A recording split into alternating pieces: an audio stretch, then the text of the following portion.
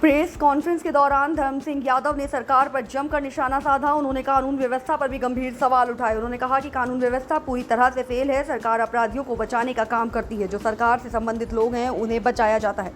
फिरोजाबाद में पटाखा फैक्ट्री में विस्फोट हुआ था, उसमें कई लोग जख्मी हुए थे, लेकिन एक चीनी व्यक्ति को गिरफ्तार करके जेल भेज दिया गया।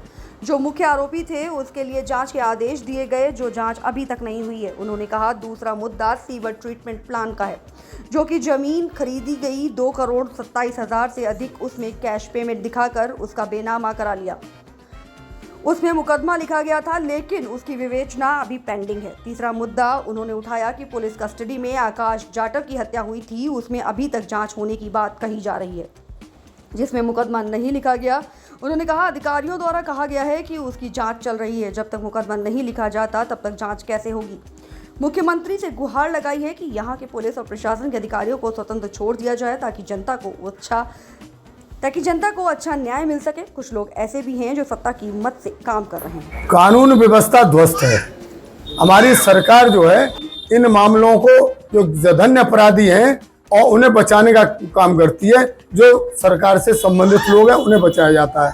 इसमें सवाल सीधा है कि पहले चाइनीज मामला हुआ था और चाइनीज जो पकड़ा गया था, पटाखा फैक्ट्री में विस्फोट हुआ था, उसमें कई लोग जख्मी हुए थे।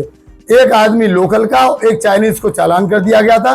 जो असली अपराधी थे और इंडस्ट्री मालिक, उनको खिलाफ विवेचना जारी करके छोड़ दिया गया था। आज तक विवेचना पेंडिंग है, पता ही नहीं चला क्या हुआ। सवाल है हमारा, असली मालिक कोई मैसूरी है जिनकी इंडस्ट्री थी, उसमें अभी तक कोई कार्रवाई नहीं हुई। हम जानना चाहते हैं कि सरकार बताए या प्रशासन बताए कि उसे क्यों दबाया गया, असली अपराधियों के खिलाफ चार्जशीट आई या नहीं आई, क्या हुआ, क्यों नहीं बताना चाहते, सवाल उठाया मैंने।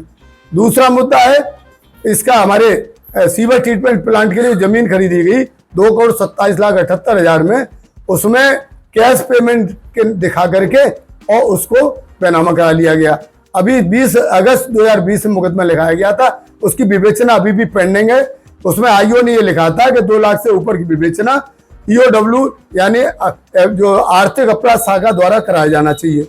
ये पत्र गया हमारे सीजे कोर्ट के माध्यम से शासन को, तो शासन से आया कि ये बताएं पुलिस अधीक्षक, ये 4 बिंदु दिए कि इन पर जवाब दें, उसके बाद आगे कार्रवाई होगी।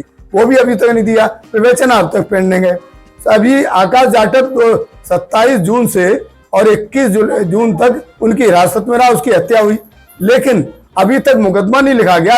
अब मेरी नजर में तो 2 साल 2 माह और 7 दिन हो गए, अभी तक मुकदमा हत्या का नहीं लिखा जाना, जो इनकी हिरासत में हत्या हुई है।